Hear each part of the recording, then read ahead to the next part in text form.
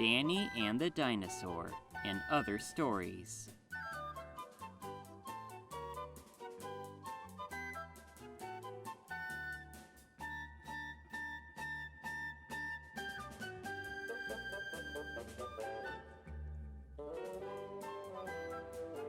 Danny and the Dinosaur. Story and pictures by Sid Hoff. One day, Danny went to the museum. He wanted to see what was inside. He saw Indians. He saw bears. He saw Eskimos. He saw guns. He saw swords.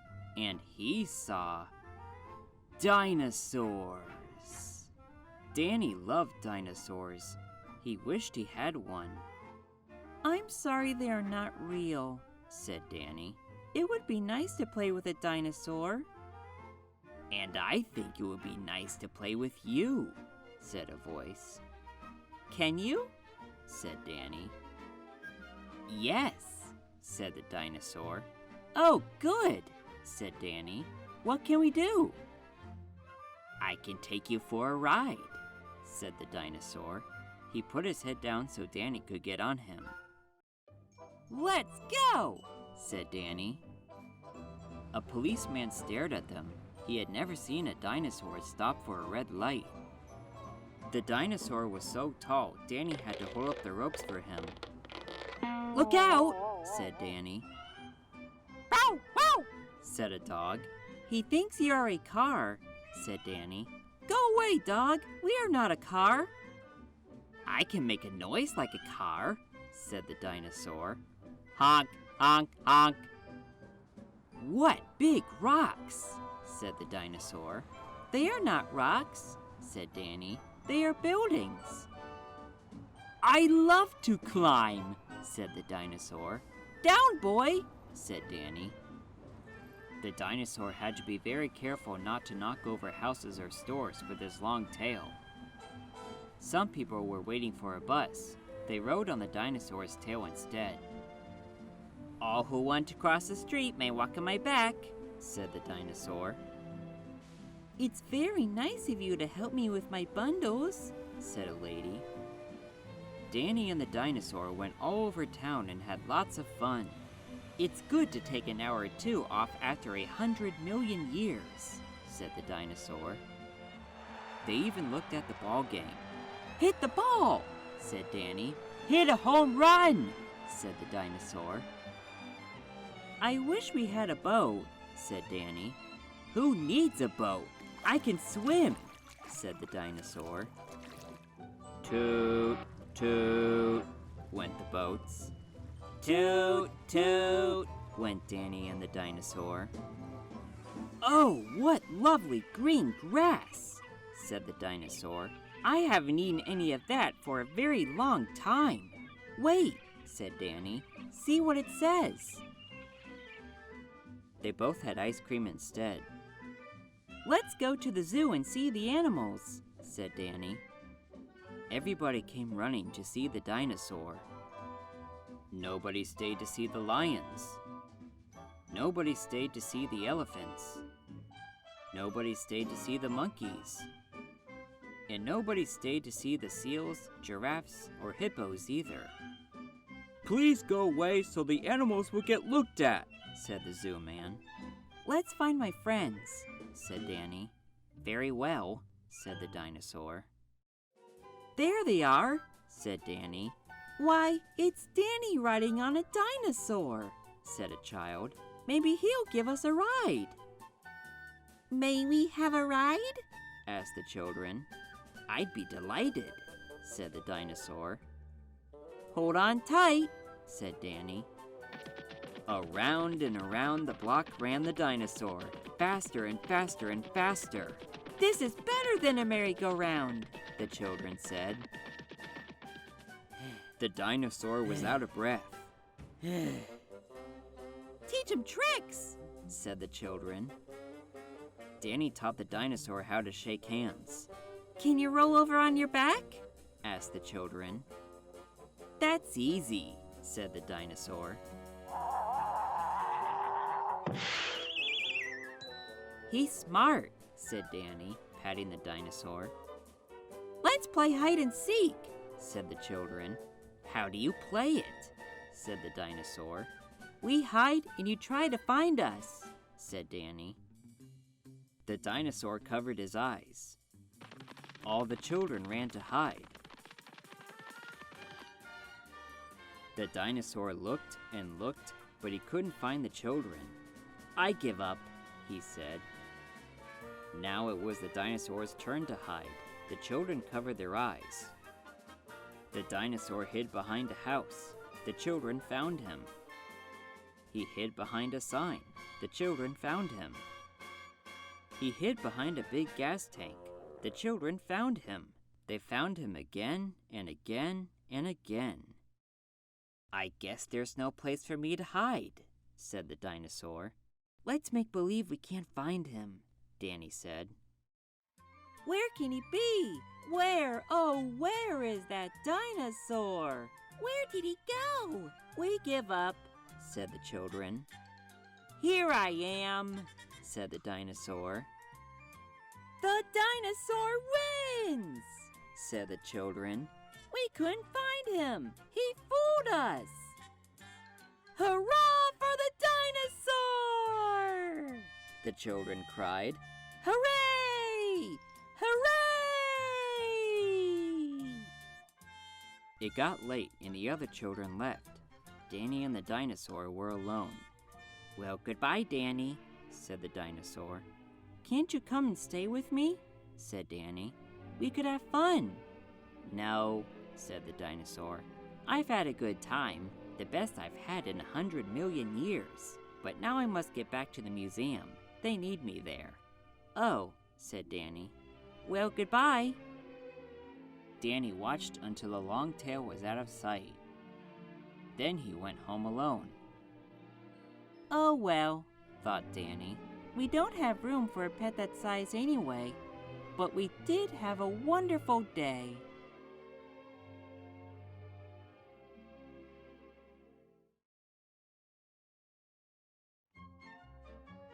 Sammy the Seal. Story and pictures by Sid Hoff. It was feeding time at the zoo. All the animals were getting their food. The lions ate their meat. The elephants ate their hay. The monkeys ate their bananas. The bears ate their honey. Then it was time for the seals to be fed. Mr. Johnson took them fish. Hooray for fish! Said the seals. They jumped in the water. Soon the basket was empty. That is all there is, said Mr. Johnson. There is no more. Thank you for the fish, said the seals. They were good. The seals were happy.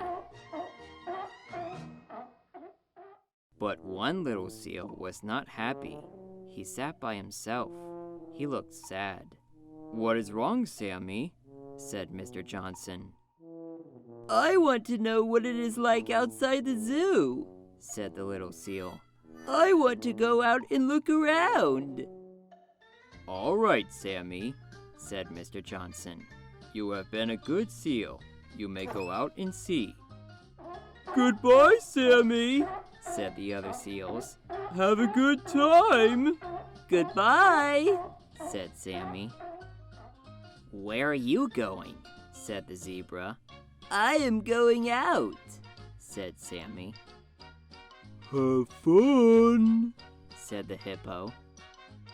Come back soon, said the giraffe. Sammy walked and walked and walked. He did not know what to look at first. That seal must be from out of town, said a man. Sammy looked at everything. What street is this? said a man. I am a stranger here myself, said Sammy. I guess it is feeding time here too, said Sammy. That is a lovely fur coat, said a lady. Where did you get it? I was born with it, said Sammy. I wish I could find some water. I am hot. I want to go swimming, said Sammy. We are sorry. There is no room for you in this puddle, said the birds. And there is no room for you here, said the goldfish. Keep out, said the policeman. you cannot swim in here. Ah, here is a place, said Sammy. Who is in my bathtub? said someone. I am sorry, said Sammy. He left at once. Some children were standing in line. Sammy got in line too. What are we waiting for? asked Sammy. School, what do you think? said a boy. That will be fun. I will come too, Sammy said. The teacher was not looking. Sammy sat down. The children made words with blocks. Sammy wished he could spell. All right, children. Now we will sing a song, said the teacher. The children had good voices. That sounds fine, said the teacher. but one of you is barking, just like a seal. Is it you, Joey? said the teacher. No. Said Joey. Is it you, Helen? said the teacher. No. Said Helen. Is it you, Dorothy, Robert, Fred, Joan, or Agnes? No. said the children. Then it must be you, said the teacher. I am sorry. This school is just for boys and girls. Please let me stay, said Sammy. I will be good. All right, you may stay, said the teacher. Sammy was happy. He sat at his desk and looked at the teacher. He learned how to read. He learned how to write. And now it is time to play, said the teacher. Who wants to play a game? We do, said the children. They threw the ball over the net. The ball must not hit the ground, cried Sammy's team. Somebody catch the ball. Sammy caught the ball in his nose. A boy in the other team tried to catch the ball in his nose too. Boys must catch with their hands, said the teacher. Sammy tried to catch the ball with his flippers. Seals must catch with their noses, said the teacher. Up and down went the ball, from one side to the other. At last, the teacher blew her whistle. Who wins? said the children. It is even, said the teacher. Everybody was happy. A bell rang. School was over. Will you be here tomorrow? said the children. No, said Sammy. School is fun, but I belong in the zoo. I just wanted to know what it's like outside. Now I have to go back. Goodbye, Sammy, said the children. We will come to see you. Good, said Sammy. Sammy was in a hurry to get back to the zoo. He had so much to tell the other seals. May I welcome you home, Sammy, said Mr. Johnson. I am glad you are back. You are just in time for dinner. There's no place like home, said Sammy.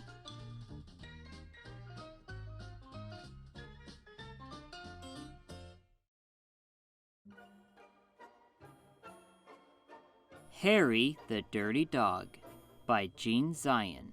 Pictures by Margaret Bloy Graham. Harry was a white dog with black spots who liked everything except getting a bath. So one day, when he heard the water running in the tub, he took the scrubbing brush and buried it in the backyard. Then he ran away from home. He played where they were fixing the street and got very dirty. He played at the railroad and got even dirtier. He played tag with other dogs and became dirtier still. He slid down a coal chute and got the dirtiest of all. In fact, he changed from a white dog with black spots to a black dog with white spots. Although there were many other things to do, Harry began to wonder if his family thought that he had really run away. He felt tired and hungry too, so without stopping on the way, he ran back home. When Harry got to his house, he crawled through the fence and sat looking at the back door. One of the family looked out and said, "There's a strange dog in the backyard.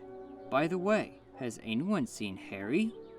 When Harry heard this, he tried very hard to show them he was Harry. He started to do all his old clever tricks. He flip-flopped, and he flop-flipped. He rolled over and played dead. He danced and he sang. He did these tricks over and over again, but everyone shook his head and said, Oh no, it couldn't be Harry. Harry gave up and walked slowly toward the gate. But suddenly, he stopped. He ran to a corner of the garden and started to dig furiously. Soon he jumped away from the hole, barking short, happy barks. He'd found the scrubbing brush, and carrying it in his mouth, he ran into the house. Up the stairs he dashed, with the family following close behind. He jumped into the bathtub and sat up begging with the scrubbing brush in his mouth, a trick he certainly had never done before. This little doggy wants a bath, cried the little girl, and her father said, "Why don't you and your brother give him one?" Harry's bath was the soapiest one he'd ever had. It worked like magic. As soon as the children started to scrub, they began shouting, Mommy! Daddy! Look! Look! Come quick! It's Harry! It's Harry! It's Harry! They cried.